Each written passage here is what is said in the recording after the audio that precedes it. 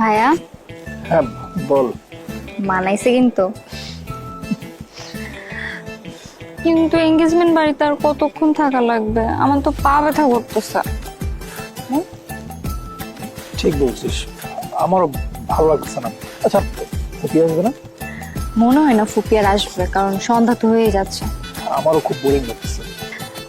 আচ্ছা শোনো না, কতক্ষণ থাকা লাগবে? আর আমার বিরক্ত লাগতেছে। আর এদিকে মেয়ের ভাইটা। মেয়ের ভাই মানে কি ব্যাপার, কোনো সমস্যা? কিছু না, তোমার জানা লাগবে না। আমি ওইদিকে যাচ্ছি, হ্যাঁ কথা বল। আচ্ছা ঠিক